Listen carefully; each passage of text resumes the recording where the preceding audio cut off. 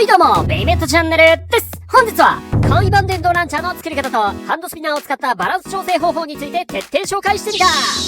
まず、バランス調整について知らないブレーダーのために簡単に紹介しよう。俗に言う調整とは、ブレード、ラチェット、ビットを組み合わせた時に、最も重心バランスが良くなるようセッティングすることを指す言葉だ。関連する用語で、同じベイをたくさん買ってバランスのいい個体を探すことを、厳選というが、さすがにそこまでできるブレーダーは経済的に少数派だと思うので、このチャンネルでは自分の持っている相棒ベイの性能を最大限に引き出す調整について深掘りしていくぞ。調整によって重心バランスが良くなると、ウィザードロットのようなスタミナタイプなら、ミラー対決でスピン勝ちできる確率が上がるので、ベイブレードにおいては重要な要素の一つになっている。アタックタイプならわざとブレさせた方が強いという意見もあるが、私はアタックタイプでも調整を行っている。アタックタイプの調整理由は、スタミナロスを減らすことで攻撃チャンスが増やせる。アタック対決でのスピン勝ちも視野に入れることができるという理由で調整するようにしているぞ。次にパーツごとの個体差についても理解しておく必要があるので説明していこう。例えばウィザードロットのブレードを2つ持っているとして、重心バランスの取れるラチェットは2つとも同じになるとは限らない。1つ目のロットには160が合うが、2つ目のロットには960の方が合う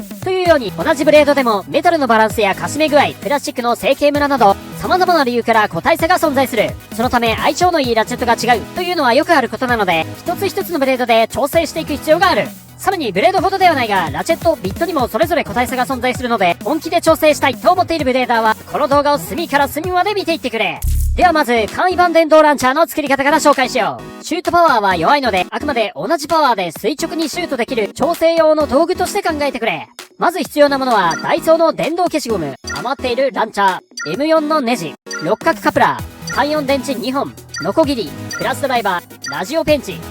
まずは電動消しゴムのモーターとランチャーのフックパーツを連結するための六角カプラーから。六角カプラーは内径 3mm のものを Amazon で購入できるぞ。性能よく作りたければこのようにピニオン変換アダプターを使うこともありだが、正直簡易版電動ランチャーの場合はそこまで大きく性能は変わらないので、使わない体で進めていくぞ。次は M4 ネジ。私は近くのホームセンターで200円程度で購入したが、どれを買えばいいかわからない人は、長さ 6mm の M4 ネジはどこですかと店員さんに聞くといいだろう。六角カプラーのネジ深さより長いものを買ってしまうと、スペーサーやナットが必要になるので、6mm の長さがおすすめだ。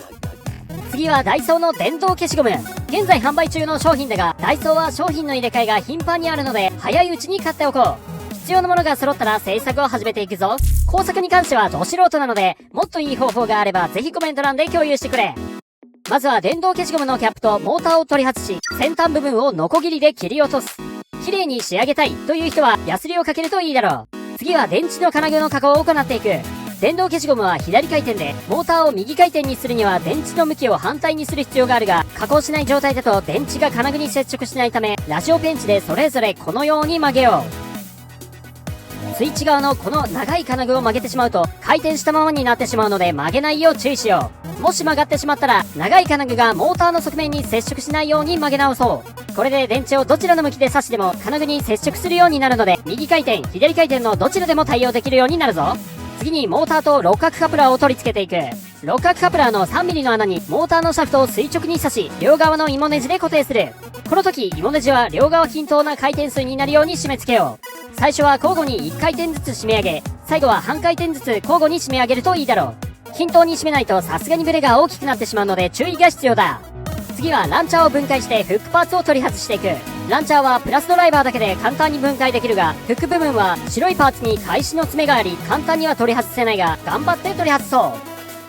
最後は取り外したフックパーツと六角カプラーを M4 ネジで固定すれば完成だ。これで均等なパワーで垂直なシュートができるようになるので、調整作業がはかどると思うぞ。右回転ランチャーのフックパーツだけでなく、左回転のフックパーツも用意しておけば、電池の向きを変えることで両回転に対応できるようになるぞ。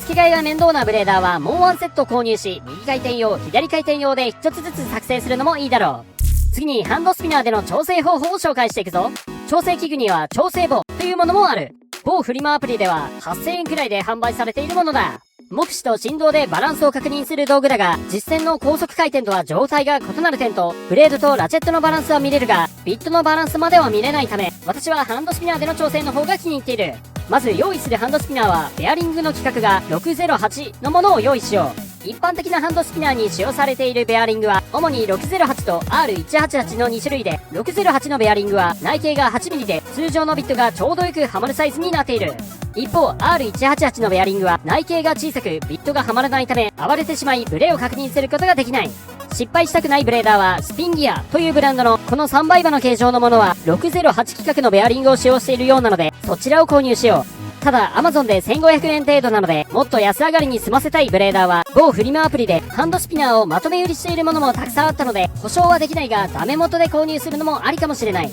ハンドスピナーが用意できれば、持ち手の部分を取り外していく。取り外し方法はハンドスピナーによって異なるが、このようにねじるだけで取り外せるものは問題ないが、両側から挟み込んでいるタイプの場合は、マイナスドライバーのような薄く硬いものを差し込んで、テコの原理で取り外すが、この時ベアリングを傷つけないよう、上に持ち上げて取り外すよう注意してくれ。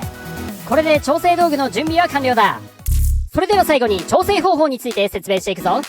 シュートが斜めになってしまったり、微調整の状態だとブレてしまって吹き飛ぶ可能性があるので、ブレをある程度吸収してくれるスポンジの上で調整していく。ベアリングの反対側からビットがはみ出すと、スポンジに接触してしまうため、私は穴の開いている公式ベイケースのスポンジを使っているぞ。ベアリングの中心に電動ランチャーでシュートし、ブレを確認していく。シュート角度が水平ではなかったり、中心にシュートできていなかった場合は、バランスが取れているラチェットでもブレてしまうため、ハンドスピナーを軽く持ち上げると、シュートによるブレをある程度抑えることができる。ずっと持っていると本当のブレを確認できないので、収まったらスポンジの上に戻す。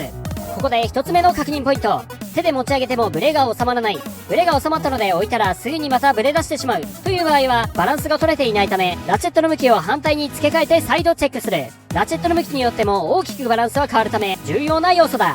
これを全ラチェットで繰り返し、ブレないラチェット、ブレない向きを見つけ出す。おそらくこれで2つから4つ程度の相性がいいラチェットと向きが見つかるだろう。ここで2つ目の確認ポイント。振動によるブレの確認だ。1つ目の目視によるブレ確認が最もわかりやすいが、それだけでは完璧ではない。綺麗に回っているように見えても、このようにハンドスピナーが振動で回転しまっているとブレている証拠だ。